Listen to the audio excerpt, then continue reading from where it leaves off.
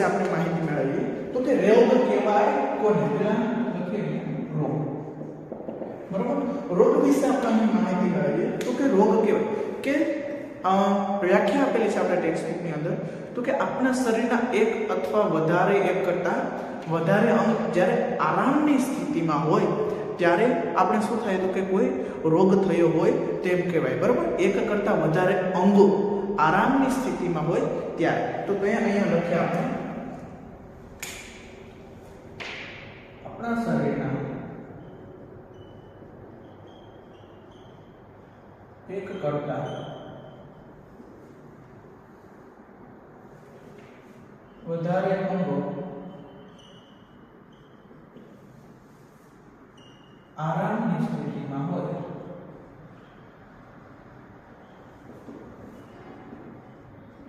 ત્યારે રોગ થયો કહેવાય બરાબર રોગ બે પ્રકારના હોય રોગના બે પ્રકાર હોય તો કે કયા કયા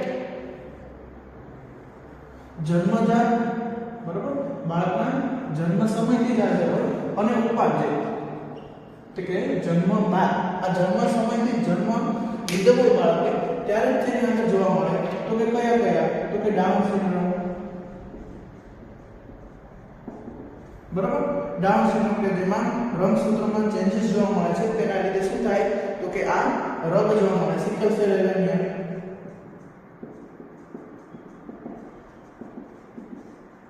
બરાબર હિમોફિલિયા કે શું છે તો બાળક જો માતા ચેપી હોય તો તેને આવા રોગ જોવા મળે ઉપાર્જિત રોગના બે પ્રકાર છે ચેપી અને બિનચેપી હવે ચેપી એટલે શું તો કે એક વ્યક્તિમાંથી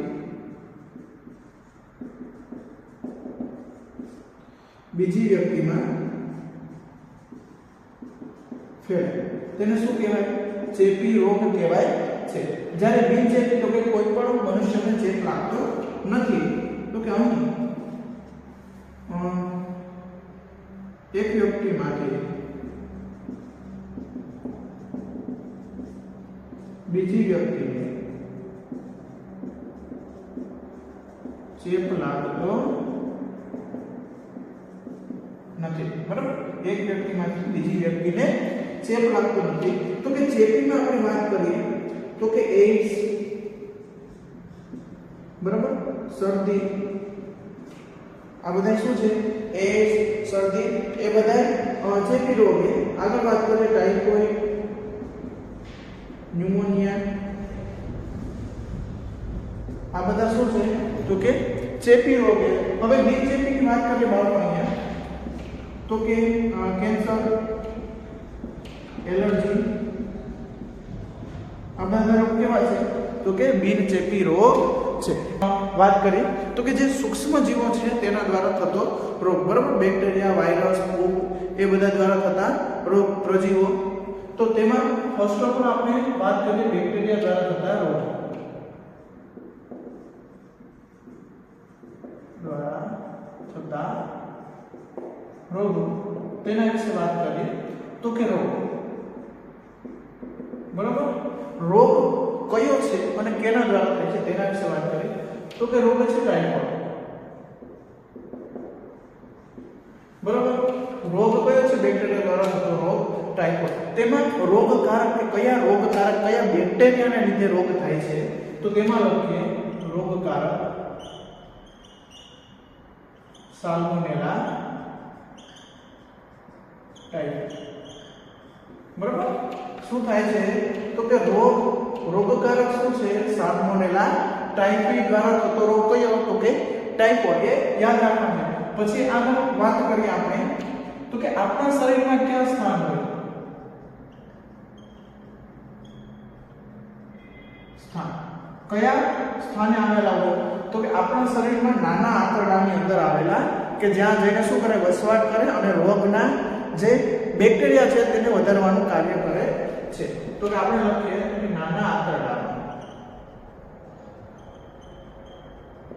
બરોબર આપણા શરીરમાં નાના આંતરડામાં એ જઈ અને ત્યાં શું કરે રોગ ફેલાવાનું કાર્ય કરે છે હવે તેમાં લખીએ તો કે ફેલાવો ફેલાવ કઈ રીતે થાય છે તો કે ગંદુ પાણી અને ખોરાક, બરાબર? ગંદો ખોરાક અને ગંદા પાણીના સેવનથી જે રોગ છે તે ફેલાય છે, ટાઇફોઇડ. હવે તેના લક્ષણો વિશે વાત કરીએ, બરાબર? કે જ્યારે આ લક્ષણો થયા હોય ત્યારે શરીરની અંદર કેવા કેવા જે પ્રતિચાર છે અથવા બાહ્ય દેખાવ છે તેના વિશે આપણે માહિતી મળે તો કે સતત વધુ તાવ, બરાબર? સતત વધુ તાવ કેટલા તો કે 39 ડિગ્રી થી 40 ડિગ્રી સેલ્સિયસ સુધી કે સતત શું થાય? તાવ આવતો રહે. સતત તાવના લીધે શું થાય તો કે નબળાઈ આવે. એના લીધે શું થાય તો કે માથું દુખવું, બરાબર? માથું દુખવું. પછી એમાં આગળ વાત કરીએ તો કે માથું દુખવું, ભૂખ ન લાગવી. ભૂખ ન લાગે એટલે શું થાય તો કે કબજિયાત થાય. કબજિયાત થાય. જ્યારે ટાઇફોઇડનો શું થાય તો કે તીવ્ર, ટાઇફોઇડના બેક્ટેરિયા તીવ્ર વધી ગયા હોય એટલે વધી ગયા એટલે શું કહેવાય એને? તીવ્રતાની સ્થિતિ. તો કે તેની અંદર શું થાય તો કે આંતરિક માર્ગની અંદર કાણા પડે, જેથી કરીને શું થાય? મૃત્યુ પણ થઈ શકે છે ટાઇફોઇડની અંદર. તો તેના વિશે લખીએ, તીવ્રતાની સ્થિતિમાં આંતરમાર્ગમાં કાણા પડે અને તેનું મૃત્યુ પણ થઈ શકે છે, બરાબર? મૃત્યુ પણ થઈ શકે. તો કે આના નિદાન માટે કઈ ટેસ્ટ વપરાય? Widal test. યાદ રાખવાનું છે બાળકો, વિડા ટેસ્ટ કે જે ટાઇફોઇડના નિદાન માટે વપરાય છે, કે જેના લીધે આપણે ખબર પડે કે સાલ્મોનેલા ટાઇફી રોગકારક બેક્ટેરિયા દ્વારા ટાઇફોઇડ નામનો રોગ થયો છે. હવે આની અંદર આપણે નોંધ કરી લખવાનું છે, ટેક્સ્ટ બુકની અંદર માહિતી આપેલી છે. મેરી મેલોન નોંધ કરીને લખવાનું કે પહેલા જે તે સમયની અંદર તે એક રસાયણ હતા કે શું કરતા તો કે આ એની અંદર રોગ જોવા મળતો, તે રોગનો વાહક હતો.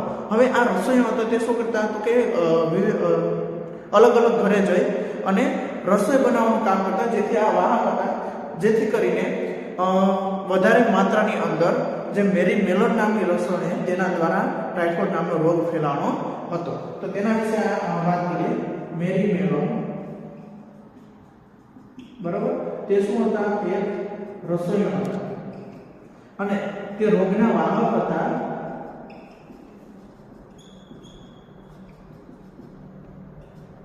જેના લીધે શું વધારે માત્રામાં ફેલાય હતો. આથી તેને મેડિકલ ક્ષેત્રે શું કહેવામાં આવે? આ રોગને મેરી મેલોન, ટાઇફોઇડ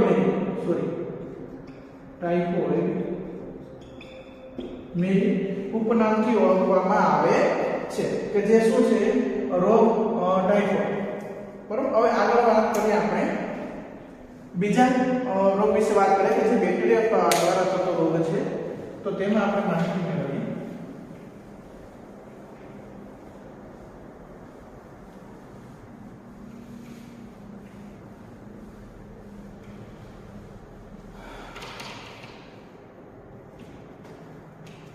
અહીં વાત કરીએ ન્યુમોનિયા, બરાબર? કે જે શું છે? બેક્ટેરિયા દ્વારા થતો રોગ છે ન્યુમોનિયા.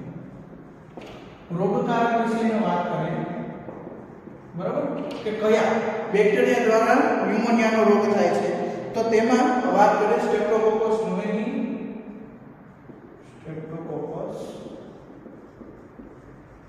ન્યુમોનિયા, અને હિમોફિલસ ઇન્ફ્લુએન્ઝા, કે જે બંને રોગકારક છે, જે શું કરે તો કે ન્યુમોનિયાનો રોગ કરે છે. હિમોફિલસ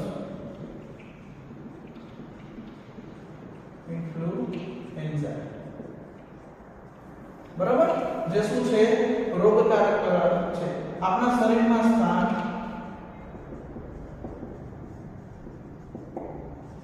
તેના વિશે વાત કરીએ તો કે વાયુ કોષ, જે ફેફસાની અંદર વાયુ કોષો આવેલા છે તેની અંદર રહેણાંક કરે છે અને પોતાની સંતતિ વધારવાનું કામ કરે છે.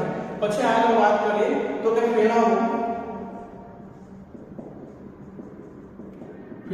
તો કે જે સંક્રમિત વ્યક્તિ છે ન્યુમોનિયા રોગથી સંક્રમિત વ્યક્તિ છે તો શું કરે તો કે છીંક અને ઉધરસ સતત આવે. છીંક અને ઉધરસના લીધે જે નાના નાના બિંદુઓ વાતાવરણની અંદર મુક્ત થાય છે એ બિંદુ સ્વસ્થ વ્યક્તિની અંદર આવવાથી તેના શ્વાસોશ્વાસની અંદર લેવાથી શું થાય છે તો કે તેના લીધે રોગ ફેલાય છે. તો કે ચેપી વ્યક્તિના અસરગ્રસ્ત વ્યક્તિના એમ લખીએ આપણે સતત છીંક અને ઉધરસ ના લીધે શું થાય તો કે વાતાવરણમાં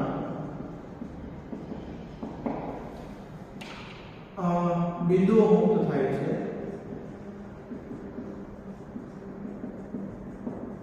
જે સ્વસ્થ વ્યક્તિના સંપર્કમાં આવવાથી સંક્રમિત બરાબર શું થાય તો કે સ્વસ્થ વ્યક્તિ એ બિંદુઓને એના સંપર્કમાં આવે જેથી કરીને તે બીમાર પડે છે. હવે તેના લક્ષણો આપણે લખીએ અહીંયા બરાબર ન્યુમોનિયાના લક્ષણો કે તેમાં શું જોવા મળે તો કે જે ન્યુમોનિયાના લક્ષણોની વાત કરીએ છીએ અહીંયા તો કે તેમાં શું જોવા મળે તો કે તાવ આવવો, માથું દુખવું, વધારે પડતાની અંદર કફ થઈ જવો, શ્વાસ નળી છે તેને ઇન્ફેક્શન લાગવું અને વાયુ કોષો પ્રવાહીથી બરાબર તે બધા તેના શું છે સામાન્ય લક્ષણો છે. તો તેના વિશે આપણે લખીએ બરાબર તાવ આવવો, માથું દુખવું બરાબર તાવ આવવો, માથું દુખવું પછી શું થાય તો કે શ્વસન નળીમાં ચેપ લાગવો, શ્વસન નળીમાં નુકસાન થવું, વાયુ કોષો પ્રવાહીથી ભરાવા,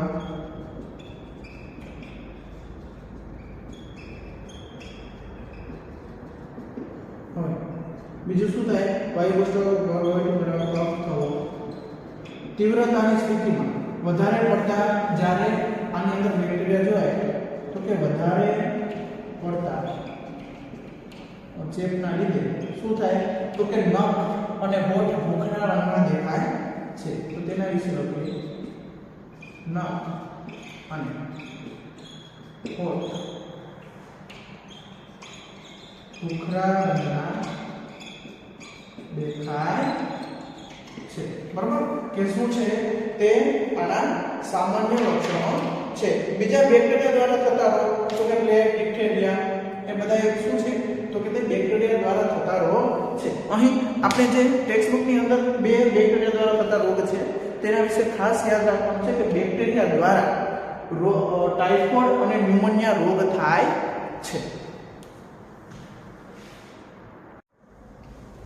નેક્સ્ટ આપણે વાત કરીએ વાયરસ દ્વારા રોગો એના વિશે આપણે વાત કરીએ. અહીંયા ટોપિક પહેલા લખી લઈએ વાયરસ દ્વારા થતા રોગ. તો એની અંદર ફર્સ્ટ ઓફ ઓલ આપણે વાત કરીએ તો કે રોગ લખીએ. રોગ કયો છે શરદી બરાબર. શરદી નામનો રોગ છે તેનો રોગકારક બરાબર કયા વાયરસના લીધે શરદી નામનો રોગ થાય છે તો કે રીનો વાયરસ. રીનો વાયરસના લીધે શરદી રોગ થાય છે. હવે તેમાં રોગ પ્રકાર કેટલો આપણા શરીરમાં સ્થાન લખીએ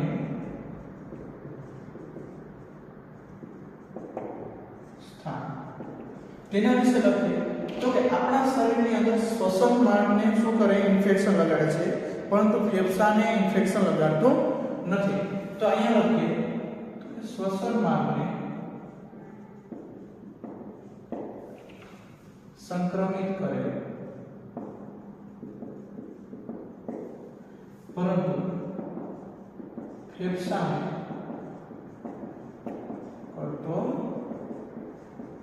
નથી, બરાબર? શ્વસન માર્ગને સંક્રમિત કરે પરંતુ ફેફસાને ઇન્ફેક્શન લગાડતો નથી. હવે તેની અંદર વાત કરીએ રોગકારક આપણા શરીરની અંદર ફેલાવો. આ રોગનો ફેલાવો કઈ રીતે થાય? તો કે સ્વસ્થ વ્યક્તિ જે રોગકારક વ્યક્તિ છે, ચેપી વ્યક્તિ, એના દ્વારા શું થાય તો કે ઉધરસ અને છીંક લેવાય, જેથી કરીને તેના બિંદુઓ હવામાં આવે અને એ જ બિંદુઓ જ્યારે સ્વસ્થ વ્યક્તિની અંદર આવે ત્યારે તે રોગ ફેલાય છે. તો તેના વિશે વાત કરીએ તો કે ચેપી વ્યક્તિના ઉધરસ અને છીંકથી શું થાય તો કે બિંદુઓ વાતાવરણમાં મુક્ત થાય અને તે સ્વસ્થ વ્યક્તિઓના સંપર્કમાં આવવાથી રોગ થાય છે, બરાબર? સ્વસ્થ વ્યક્તિઓના સંપર્કમાં આવવાથી રોગ થાય છે. બીજું કે ચેપી વ્યક્તિના સામાન જેવા કે પેન, પ્યાલો, બરાબર, તેના કપડા અને વાસણોનો ઉપયોગ કરવાથી, બરાબર, જેના લીધે શું થાય તો કે આ ચેપ લાગે છે. બીજું એના આપણે વાત કરીએ બાળકો આગળ તો કે તેના લક્ષણો, બરાબર, લક્ષણો વિશે વાત કરીએ તો કે કયા કયા લક્ષણો આની અંદર જોવા મળે છે? તો કે સતત નહીં, ખાલી તાવ આવવો, આપણા શરીરમાં ઇન્ફેક્શનના લીધે શરદીના જે રેનોવાયરસના ઇન્ફેક્શનના લીધે શું તાવ આવવો, માથું દુખવું, બરાબર, તાવ આવવો, માથું દુખવું. પછી શું થાય તો કે નાકમાંથી પ્રવાહીનો સ્ત્રાવ થવો,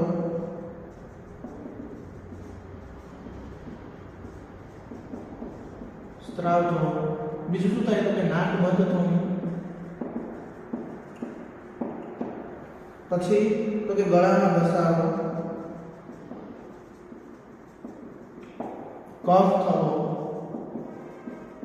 આ બધા શું છે તો કે શરદીના લક્ષણો છે. આ લક્ષણો કેટલા દિવસ સુધી જોવા મળે? 3 થી આપણે જરૂર નથી, 3 થી 7 દિવસ સુધી જોવા મળે. એટલે કે શું 3 થી 7 દિવસ સુધી જે આ રેનોવાયરસની અસર રહે છે. બીજું આપણે વાત કરીએ વાયરસ દ્વારા થતો રોગ છે, બરાબર, ડેન્ગ્યુ. તેના વિશે આપણે વાત કરીએ, ડેન્ગ્યુ વિશે. તો કે તેનો રોગકારક કયો છે? ડેન્ગ્યુ વાયરસ, બરાબર. હવે એનો રોગવાહક એકબીજામાંથી ફેલાય છે. કયો? તો કે માદા એડિસ મચ્છર દ્વારા જે આ રોગનો ફેલાવો થાય છે. તો કે જે ચેપી વ્યક્તિને કરડે, હવે એ જ મચ્છર બીજા સ્વસ્થ વ્યક્તિને કરડે ત્યારે તેનો રોગનો ફેલાવો થાય છે. તો અહીં લખીએ આપણે રોગવાહક તો કે માદા એડિસ મચ્છર દ્વારા શું થાય? રોગનો ફેલાવો થાય છે. હવે તેના સામાન્ય લક્ષણો જોઈએ.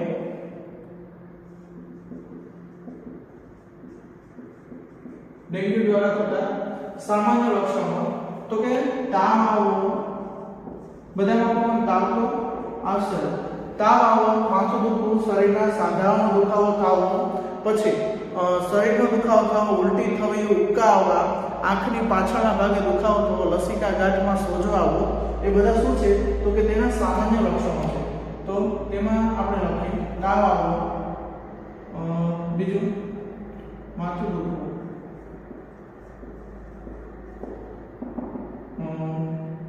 શરીરના સાંધામાં દુખાવો,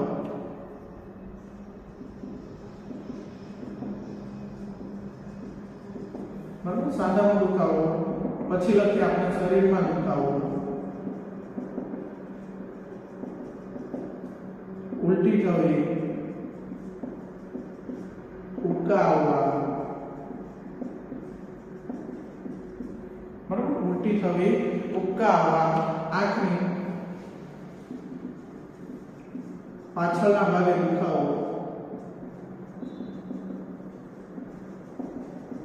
દુખાવો થાય. પછી શું થાય તો કે લસિકા ગાંઠોમાં સોજો આવવો.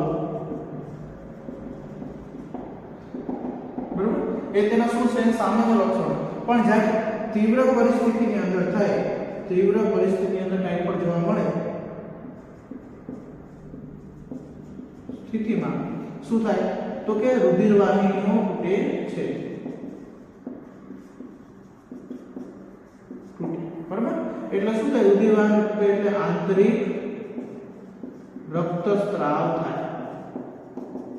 નીટ માટે ઘણીવાર આ પૂછાય છે, તો આપણે શું કરવાનું આ યાદ રાખવાનું છે. હવે તેનું નિદાન કઈ રીતે આપણે કરી શકીએ તો કે રુધિર ટેસ્ટ દ્વારા. બરાબર, રુધિર ટેસ્ટ દ્વારા પીસીઆર ના કાઉન્ટિંગ થી પ્રમાણ શું થાય તો કે આનું નિદાન કરી શકીએ છીએ. પછી તેનો સારવાર તો કે પેન કિલર. બરાબર, જેને જે શું થાય દુખાવો ઓછો થાય, પછી વધુ પ્રવાહી લેવું, ખોરાકમાં વધુ પ્રવાહી લેવું, અને શું કરવું આરામ કરવો.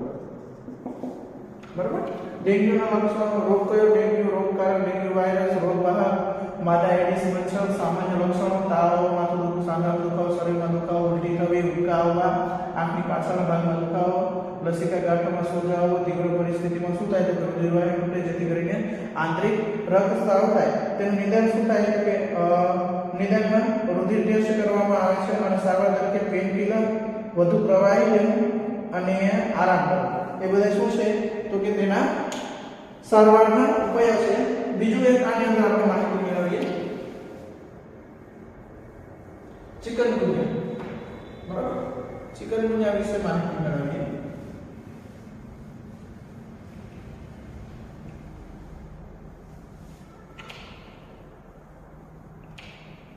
તો કે રોગ કયો છે ચિકનગુનિયા? રોગકારક ચિકનગુનિયા વાયરસ.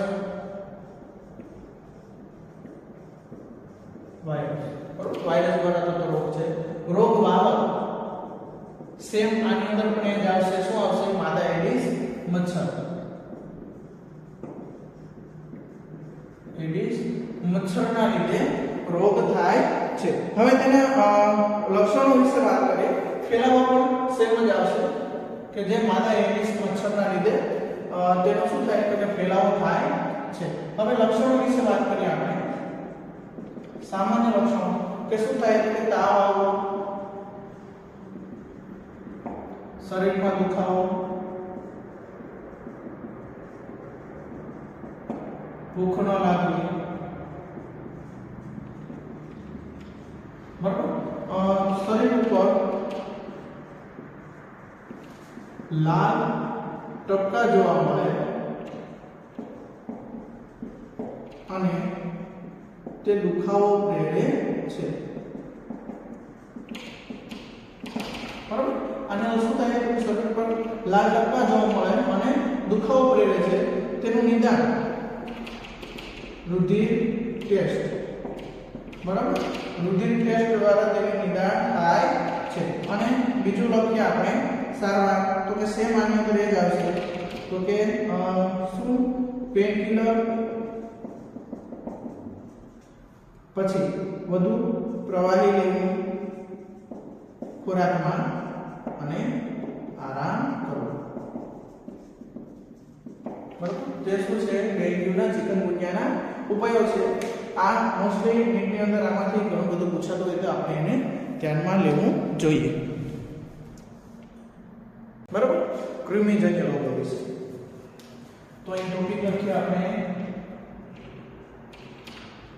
કૃમિજન્ય રોગ કે કૃમિઓથી થતા રોગ વિશે આપણે માહિતી મેળવીએ. તો પહેલા રોગ વિશે નામ લખીએ તો કે કયો રોગ છે જે કૃમિજન્ય દ્વારા થતો હોય છે તો કે ફર્સ્ટ ઓફ ઓલ આપણે લખીએ એસ્કેરિયાસિસ.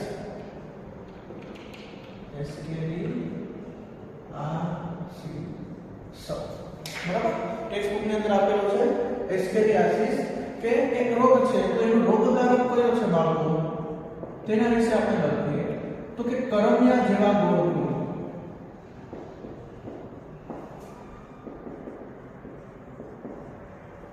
બરાબર કે રોગનું નામ છે એસ્કેરિયાસિસ અને તેનું રોગકારક છે કરમિયા જેવા ગોળકૃમિ આવેલા હોય જે આપણા શરીરમાં સ્થાન ક્યાં આવેલું હોય તો તેના વિશે લખીએ તો નાનું આંતરડું. બરાબર, નાનું આંતરડાની અંદર સ્થાન આવેલું હોય એસ્કેરિયાસિસ કરમિયા જેવા ગોળકૃમિ અને નાના આંતરડાની અંદર સ્થાન આવેલું હોય છે. હવે આપણે લખીએ કે એનો ફેલાવો કેવી રીતે થાય. જે આ કરમિયાથી થતો રોગ છે તેનો ફેલાવો કેવી રીતે થાય તો કે જે ચેપી વ્યક્તિને તેના મળ દ્વારા, બરાબર, મળ દ્વારા શું થાય તો કે પરોપજીવીના ઈંડા બહાર આવે એટલે શું થાય તો કે ભૂમિ, પાણી અને ખોરાક પ્રદૂષિત થાય. હવે આ ભૂમિ, પાણી અને ખોરાક સ્વસ્થ વ્યક્તિના સંપર્કમાં આવવાથી શું થાય તો કે આનો ફેલાવો થાય છે. તો તેના વિશે આપણે લખીએ. જ્યારે ચેપી વ્યક્તિના મળ દ્વારા પરોપજીવીના ઈંડા બહાર આવે છે. બરાબર, પરોપજીવીના ઈંડા બહાર આવે છે જેથી પાણી, ભૂમિ અને ખોરાક પ્રદૂષિત થાય છે. આ પાણી, ભૂમિ અને ખોરાક સ્વસ્થ વ્યક્તિના સંપર્કમાં આવવાથી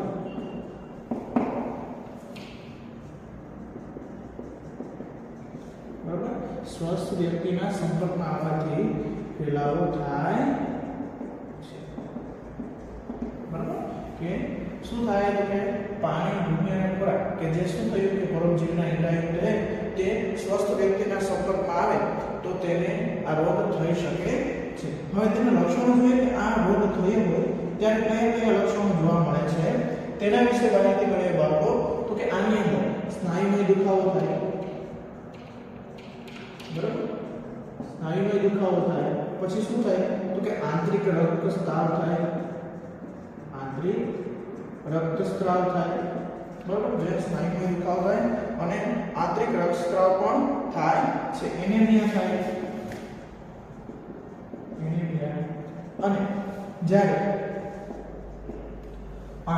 ગોળકૃમિઓ ભેગા થાય, બરાબર, ગોળકૃમિઓ ભેગા થઈ અને આખું એક જે ગાંઠ સ્વરૂપે બનાવે છે જે શું કરે તો કે આંતરણ માર્ગના અવરોધરૂપ બને છે. તો કે જ્યારે ગોળકૃમિઓ ભેગા થાય ને આંતરણ માર્ગના અવરોધરૂપ બને છે. બરાબર, આ થઈ ગયું આપણું એસ્કેરિયાસિસનું માહિતી. તો કે તે શું થાય છે તો કે એસ્કેરિયાસિસ રોગ છે કરમિયા જેવા ગોળકૃમિઓ દ્વારા તે રોગ થાય છે. તેનું સ્થાન આપણા શરીરના નાના આંતરડાની અંદર આવેલું છે. ફેલાવો કઈ રીતે થાય તો કે ચેપી વ્યક્તિના મળ દ્વારા પરોપજીવીના ઈંડા બહાર આવે છે જેથી પાણી, ભૂમિ, ખોરાક પ્રદૂષિત થાય છે. આ પાણી, ભૂમિ, ખોરાક સ્વસ્થ વ્યક્તિના સંપર્કમાં આવવાથી તેનો ફેલાવો થાય. લક્ષણો તો કે સ્નાયુમય દુખાવો, આંતરિક રક્તસ્રાવ, એનેમિયા અને જ્યારે આ મોટા ભાગના ભેગા થઈને શું કરે છે આંતર માર્ગની અંદર અવરોધરૂપ થાય છે. બીજા રોગની વાત કરીએ બાળકો. બરાબર, તો રોગ લખીએ આપણે એલિફન્ટિયાસિસ.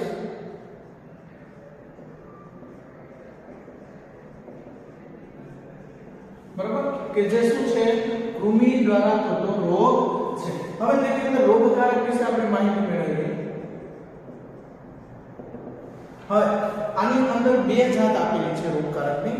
એક વુકેરિયા બેકગ્રાફ્ટ અને વુકેરિયા મલાઈ. બરાબર, કે જેના દ્વારા શું થાય છે એલિફન્ટિયાસિસ રોગ થાય છે. તો અહીં લખીએ આપણે ઉકેલ્યા બેકગ્રાઉન્ડ અને ઉકેલ્યા મને બરાબર. આમાં સૌથી વધુ આ શું છે? રોગકારક છે. હવે તેનું ફેલાવો કરીએ, સ્થાન વિશે માહિતી મેળવીએ આપણે. તો કે પશ્ચ ઉપાંગોની જે લસિકા વાહિની છે તેની અંદર દીર્ઘકાલીન સોજો સર્જે છે. તો તેમાં લખીએ આપણે પશ્ચ ઉપાંગોની લસિકા વાહિનીમાં દીર્ઘકાલીન સોજો ઉત્પન્ન કરે. બરાબર. હવે તેના ફેલાવા વિશે વાત કરીએ આપણે. તો કે તેની અંદર માદા, બરાબર, આની અંદર મચ્છર આવે. માદા ફ્યુલેક્સ મચ્છર કરોડરજ્જુ,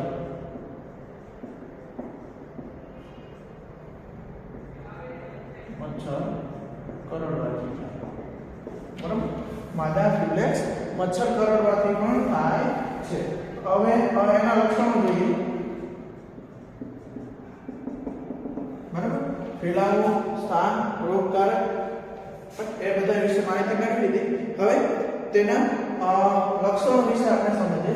તો કે પશુ ઉપાંગોમાં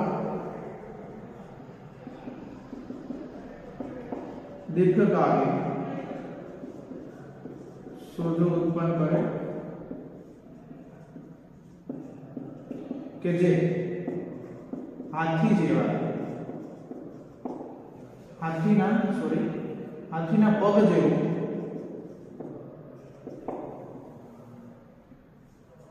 જાડી અને સુકાયેલી ચામડી ધરાવે. બરાબર.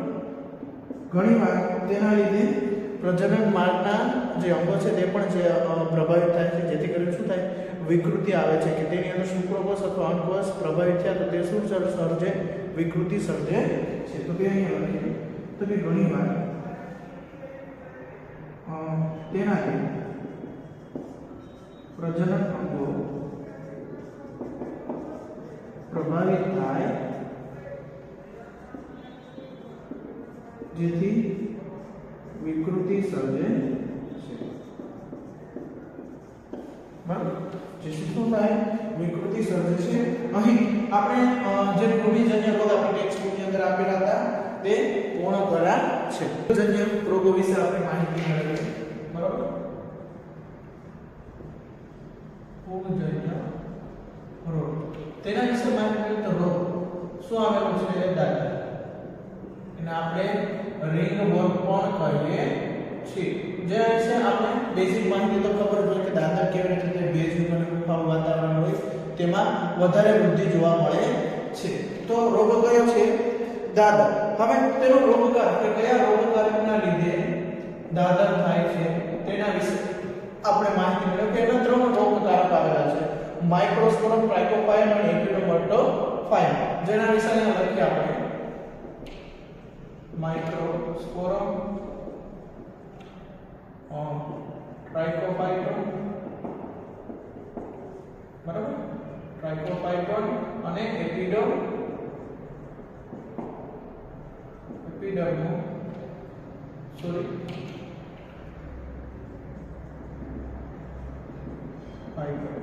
બરાબર.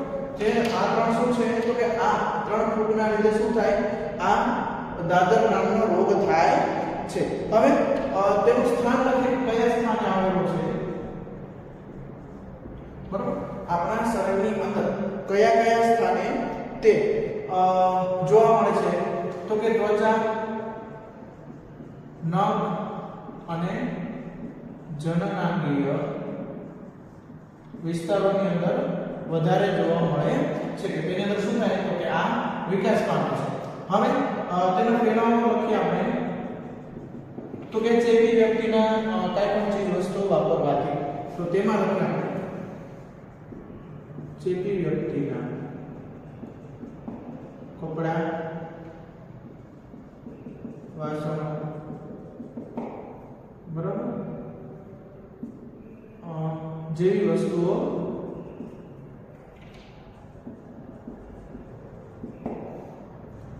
વાપરવાથી થાય છે. નેક્સ્ટ આપણે સમજીએ આની અંદર તો કે રોગકારક સ્થાન, ફેલાવો અને તેના લક્ષણો. તો કે ત્વચા ઉપર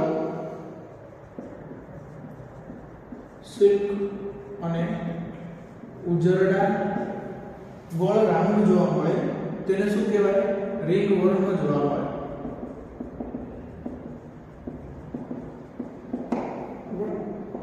ઘાના સ્થાને વધારે પડતી ખંજવાળ જો આવવા માંડે, ઘાના સ્થાને ખંજવાળ આવે બરાબર, જેના લીધે શું થાય તો કે દાદરમાં વધારો થાય છે. અહીં લખીએ આપણે તો કે હૂંફાળું અને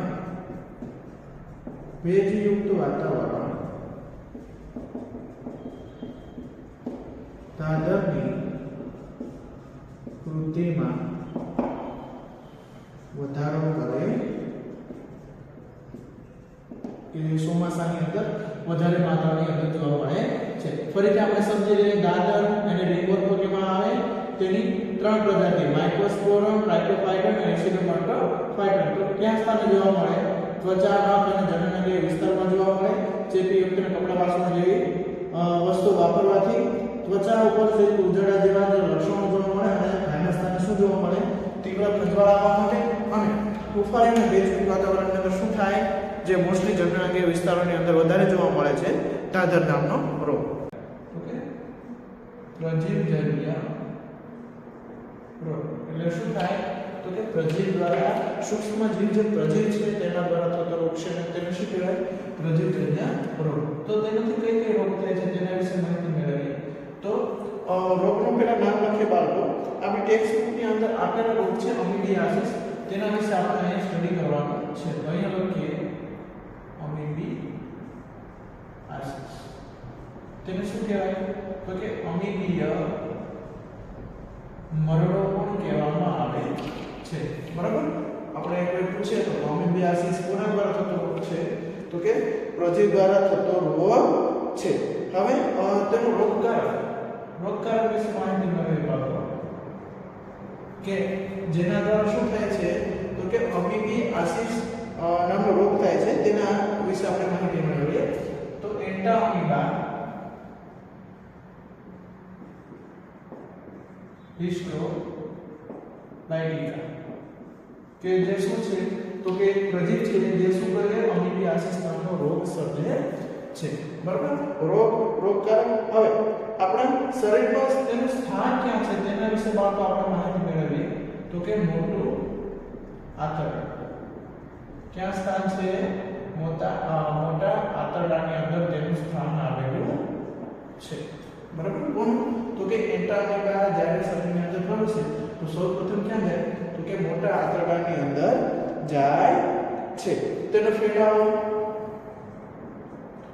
વિશે લખીએ તો કે ઘરમાંથી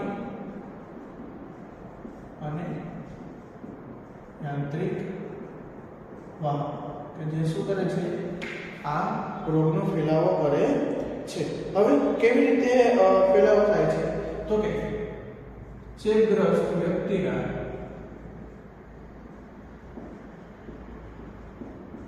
મળ દ્વારા હવા અને ખોરાક પ્રદૂષિત થાય છે, જેના બદલે તો કે તે સ્વસ્થ વ્યક્તિના સંપર્કમાં આવતા તે રોગ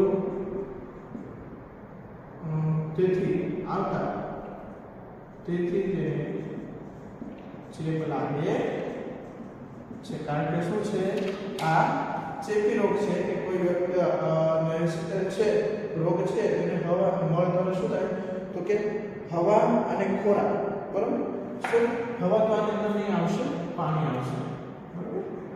મળ દ્વારા થતો રોગ છે એટલે પાણી અને ખોરાક શું થાય તો કે પ્રદૂષિત થાય છે અને તે સ્વસ્થ વ્યક્તિના સંપર્કમાં આવે તેથી તેને શું થાય તો કે ચેપ લાગે છે. તેના લક્ષણો જોઈએ બેટા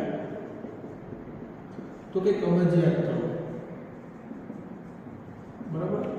આ જાડા પ્રમાણની અંદર તેનો વિકાસ જોવા મળે પ્રજીવોનો, તો તેની અંદર શું થાય તો કે કબજિયાત થવું તેવા લક્ષણો જોવા મળે છે. કબજિયાત થાય તો શું થાય તો કે ઉદરના દુખાવો, બરાબર. અતિશ્લેષણનો સ્ત્રાવ જોવા મળે આની અંદર, સ્ત્રાવ, બરાબર. અને મળમાં ક્યારેક રક્તની ગાંઠો પણ જોવા મળે છે. તો તેના વિશે આપણે લખીએ આપણે તો કે ક્યારેક રુધિર ગાંઠો જોવા મળે છે, બરાબર. મળની અંદર ક્યારેક તેની ગાંઠો પણ જોવા મળે છે. બીજું આપણે આની અંદર વાત કરીએ રોગ તો કે મેલેરિયા, બરાબર, કે જે પ્લાઝ્મોડિયમ પ્રજીવ દ્વારા થતો રોગ છે. તો તેના વિશે આપણે લખીએ રોગ કયો તો કે મેલેરિયા, બરાબર. અને તે કયા રોગથી પ્રજીવથી થાય પ્લાઝ્મોડિયમ. આપણે અહીંયા લખીએ રોગકારક વિશે લખીએ પ્લાઝ્મોડિયમ. આપણી ટેક્સ્ટ બુકની અંદર આની 3 જાતો આપેલી છે પ્લાઝ્મોડિયમ. પ્લાઝ્મોડિયમ વાઇવેક્સ, પ્લાઝ્મોડિયમ ફાલ્સિપુરમ અને પ્લાઝ્મોડિયમ જે મેલેરિયા છે તેના વિશે આપણે અહીં માહિતી મેળવી છે. પહેલા 3 જાતો વિશે લખીએ. પ્લાઝ્મોડિયમ અહીં હું P તરીકે દર્શાવું, વાઇવેક્સ, પ્લાઝ્મોડિયમ ફાલ્સિપુરમ અને પ્લાઝ્મોડિયમ મેલેરિયા, બરાબર. તે 3 જાતિ છે. તેમાં જે પ્લાઝ્મોડિયમ ફાલ્સિપુરમ છે બાળકો તે શું છે ખૂબ જ રોગકારક છે. પ્લાઝ્મોડિયમ ફાલ્સિપુરમ છે તે શું છે ખૂબ જ રોગકારક છે. હવે તેનો ફેલાવો વિશે લખીએ, બરાબર. તો ફેલાવો કોણ થાય છે માદા એનોફિલિસ મચ્છર દ્વારા, કે જે શું કરે આ રોગનો ફેલાવો કરે છે.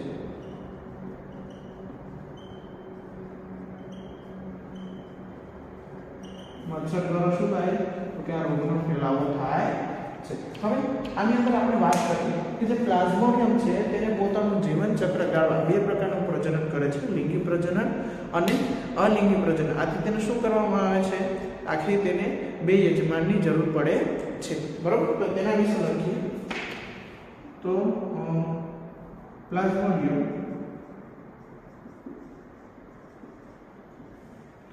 બે યજમાનની જરૂર પડે, બરાબર. મનુષ્ય અને મચ્છર ત્યારે તેનું શું થાય તો કે તેનું લિંગી ચક્ર પૂરું થાય. મનુષ્યની અંદર અલિંગી પ્રકારનું પ્રજનન જોવા મળે, જ્યારે મચ્છરની અંદર લિંગી પ્રજનન જોવા મળે છે. હવે આ કઈ રીતે થાય છે તેના વિશે આપણે માહિતી મેળવીએ બાળકો. પ્લાઝ્મોડિયમના જીવન ચક્ર વિશે વાત કરીએ બાળકો. આ ચેકી નાખીશું પછી આપણે તેના વિશે વાત કરીએ, બરાબર.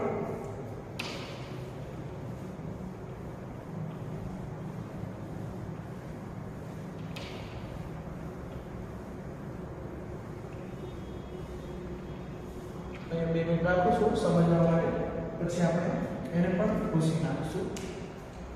તો અહીંયા લખીએ પ્લાઝ્મોડિયમ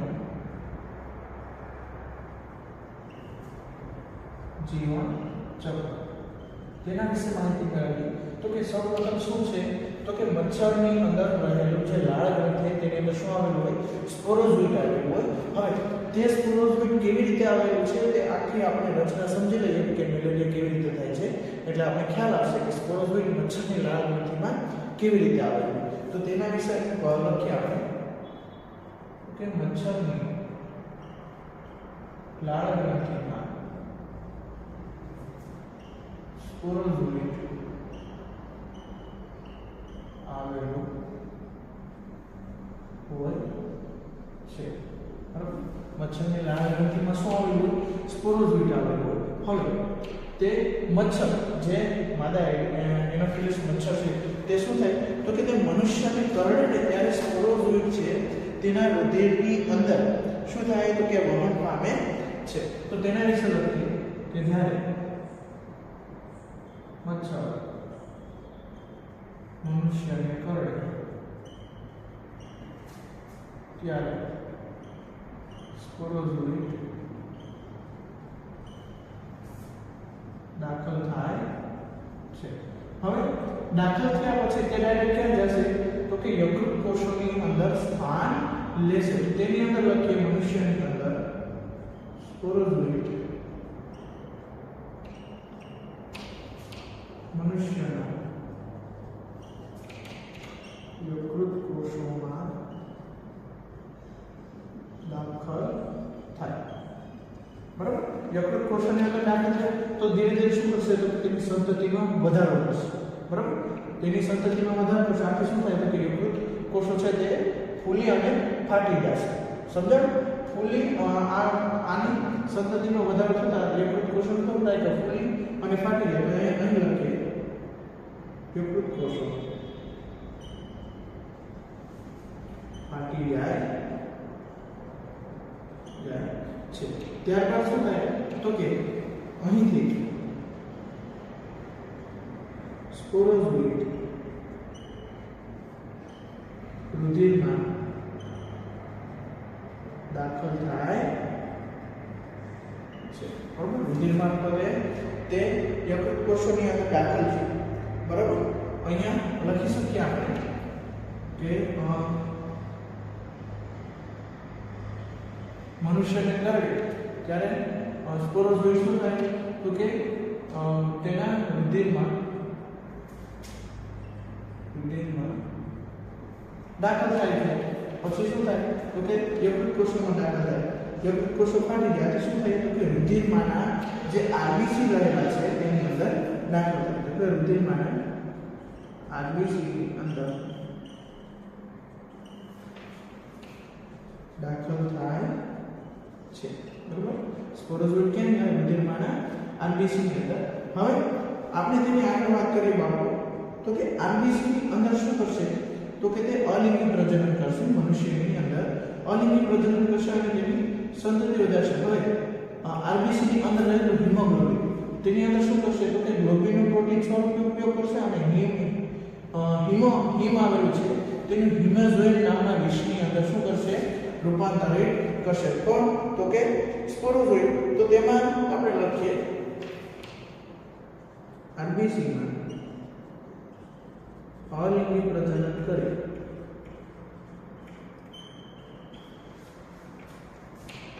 પોતાની સંતતિ વધારે બરાબર. શું કરશે તો કે પોતાની સંતતિ વધારે. હવે આગળના નિયમો સમજીએ બાળકો.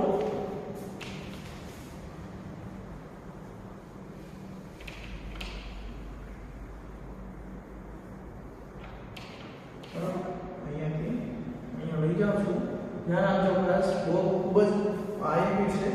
તો કે આરબીસી ની અંદર શું કરશે લિંગી પ્રજનન કરશે. અહીં હમણાં મેં તમને વાત કરી આરબીસી માં રહેલું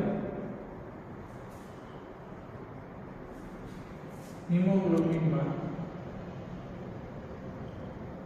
બેમાંથી શું કરશે તો કે ગ્લોબિનનું પ્રોટીન સ્વરૂપે ઉપયોગ કરે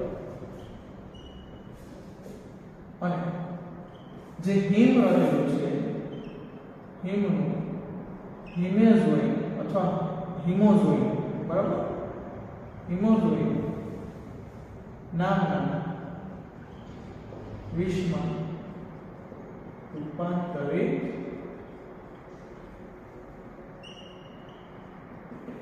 કરી કરશે. જેથી શું થાય તો કે 3-4 દિવસ ઠંડી લાગે અને સતત તાવ આવે. તો તેની અંદર લખીએ આપણે તો કે અહીં મનુષ્યને 3 થી 4 દિવસ ઠંડી લાગે અને તાવ આવે. બરાબર? શું થાય તો 3 થી 4 દિવસ ઠંડી લાગે અને તાવ આવે. પછી આની અંદર શું થાય તો કે મનુષ્યની અંદર જ્યારે મચ્છર જે આ ચેપી વ્યક્તિ તેને કરડે ત્યારે શું થાય તો કે મચ્છરની અંદર દાખલ જાય. મચ્છર અહીં આપણે એ પણ લખી શકીએ કે જે હિમોગ્લોબિન છે અલિંગી પ્રજનન દ્વારા શું કરે તો કે લિંગી બીજાણુઓ ઉત્પન્ન કરે અથવા મુક્ત કરે છે. તો સંતતિ વધારે અને પછી શું થાય તો કે અલિંગી પ્રજનન દ્વારા લિંગી બીજાણુઓ પણ મુક્ત કરે છે. તો તેની અંદર લખીએ અહીં અલિંગી પ્રજનન દ્વારા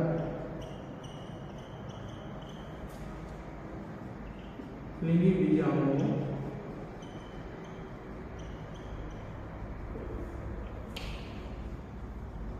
ઉત્પન્ન કરે છે. બરાબર? પછી શું થાય તો કે મચ્છર તેને કરડે ત્યારે તેની અંદર લિંગી બીજાણુઓ શું થાય તો કે લિંગી બીજાણુઓ દાખલ થાય છે. તે મચ્છરના આંતરડાની અંદર શું કરે તો કે પોતાની સંતતિ વધારે છે.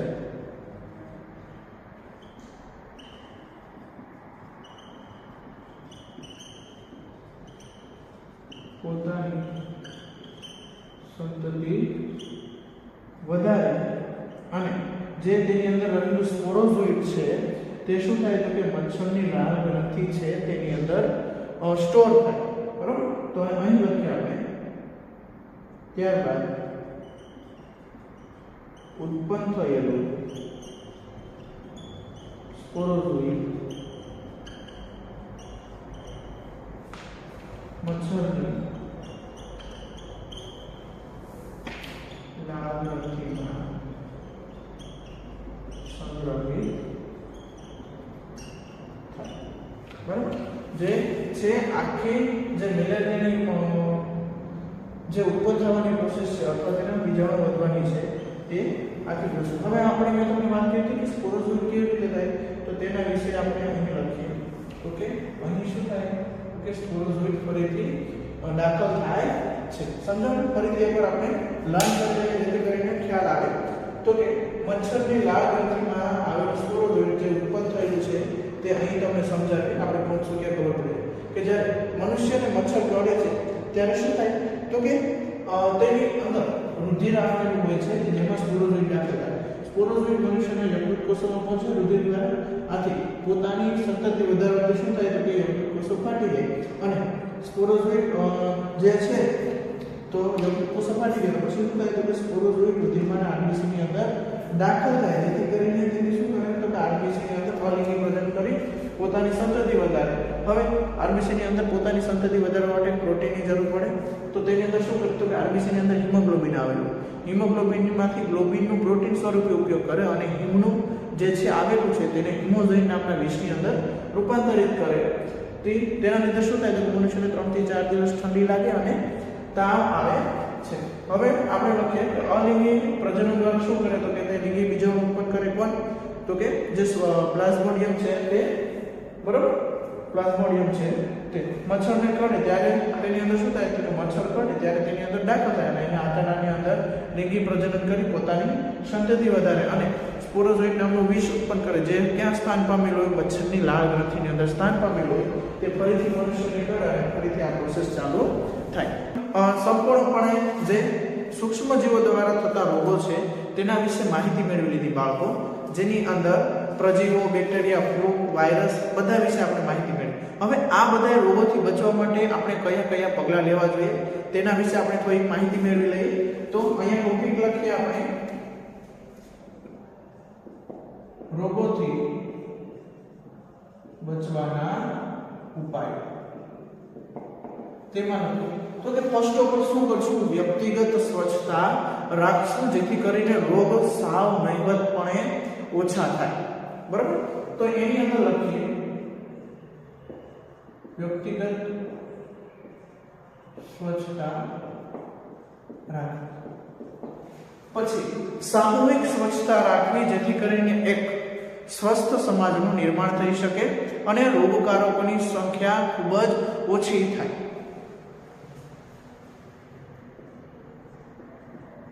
સામૂહિક સ્વચ્છતા રાખવી.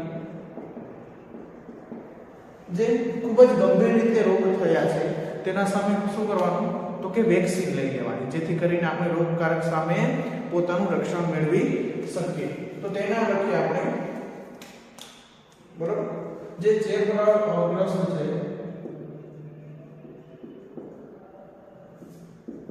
રોગ સામે રસીકરણ જે હાલમાં કોરોનાની અંદર જોવા મળ્યું હતું તે.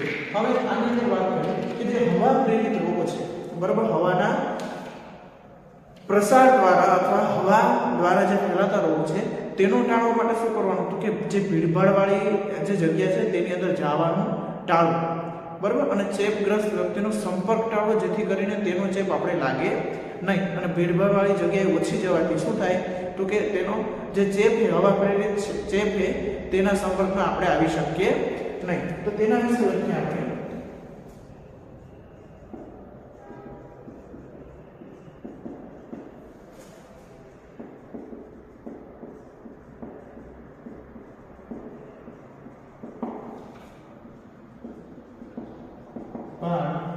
હવા પ્રેરિત રોગ સામે રક્ષણ મેળવવા ભીડભાડવાળી જગ્યામાં જવાનું ટાળવું અને ચેપગ્રસ્ત વ્યક્તિનો સંપર્ક ટાળવો જેથી કરીને આપણે તેનો ચેપ લાગે નહીં. બરોબર, અને આની અંદર આપણે વાત કરીએ બાળકો, તો કે જે ખોરાક અને પાણી દ્વારા ફેલાતા રોગ છે તેનું શું કરવાનું, તો કે ખોરાક અને પાણીને સ્વચ્છ કરવાનું. મોસ્ટલી પાણી દ્વારા ખોરાકનું નિર્માણ થતું હોવાથી આથી શું કરવાનું કે ગટર, કૂવા જે બધા સ્ત્રોત છે પાણીના તેને સ્વચ્છ રાખવા. તો એની અંદર આપણે લખીએ કે જે રોગ પાણી અને ખોરાક દ્વારા ફેલાય છે તેના માટે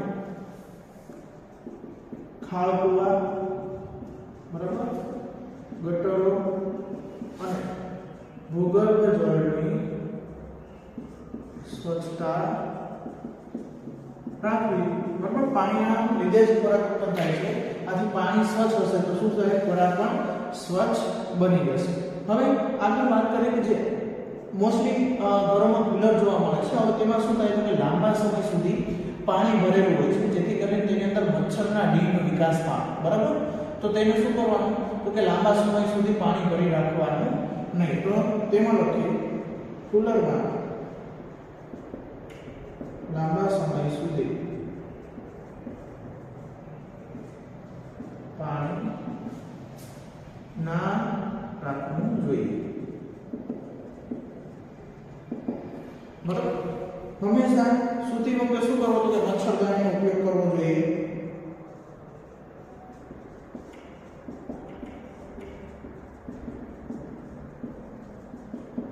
બરાબર, જે મચ્છરના ડીમ એક ગંદા પાણીની અંદર અથવા પાણીની અંદર વિકાસ પામતી હોય તો મચ્છરના ડીંભને ખાતી ગેપ્સ્યુલા માછલીનો વિકાસ કરો જેથી કરીને શું થાય, તો કે તેના ડીંભ જ નિર્માણ ન પામે જેથી કરીને મચ્છરની સંતતિ અથવા મચ્છરનો ઉપદ્રવ વધે નહીં. તો તેમાં લખીએ તો કે મચ્છરના ડીંભને ખાતી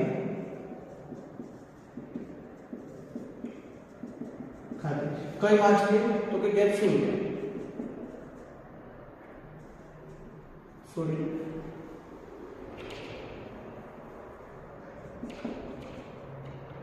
ગેપ્સ્યુલા માછલીનો ઉછેર કરો. ગેપ્સ્યુલા છે, બરાબર, સોરી આ લખી દઉં, માય મિસ્ટેક. ગેપ્સ્યુલા, બરાબર, કે તેનો ઉછેર કરો જેથી કરીને શું થાય તો કે તે મચ્છરના ડીંગને ખાય છે. આથી મચ્છરનો ઉપદ્રવ ઘટી રહે. કીટનાશકનો છંટકાવ કરવો,